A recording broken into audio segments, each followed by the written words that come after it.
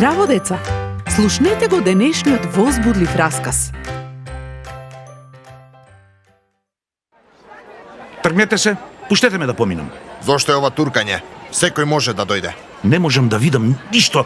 Молчи и бегај! Не можел да помине. Сите го познавале, но никој не го сакал. Имал прекрасна куќа и најмодерна облека. Бил доста низок, но богат.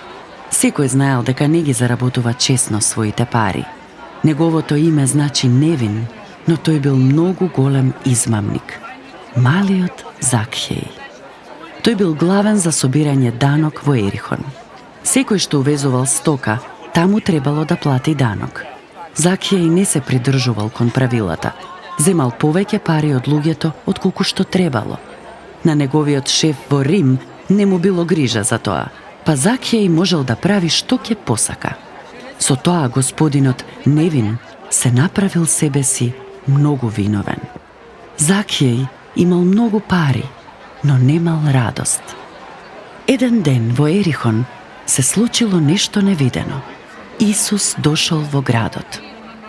Закхеј, тој низок човек, не сакал да ја пропушти можноста да го запознае Исус, но другите луѓе му го спречувале погледот. Да се качи на дрво, одлична идеја. Брзо се искачил на дрвото. Каков прекрасен поглед. Дојде и Исус. Доаѓал се поблизу. Замислите го изненадувањето на Закхеј. Исус застанал под тоа дрво. Срцето на Закхеј чукало силно.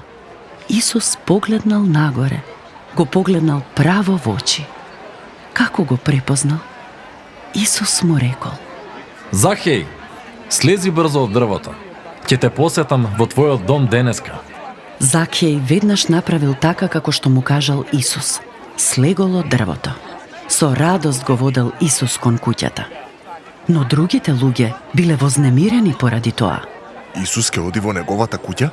Зар не знае каков расипан човек е тој? Да, Исус знаел. Сепак, тој го сакал. Закхеј го запознал Исус и му ја признал целата своја вина. Господе Исусе, ти ветувам, половина од богатството ќе го дадам на сиромашните луѓе и од кого сум украл ќе им вратам 4 пати повеќе. Закхеј, сега си спасен. Зашто јас дојдов да ги барам и да ги спасам изгубените. Исус ќе дојде и кај тебе. Покани го во твојот живот и кажи му што те вознемирува.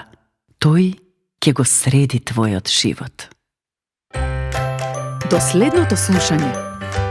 Ако сакаш да не контактираш или ако имаш прашање, пиши ни на radio7kids@gmail.com. Чао!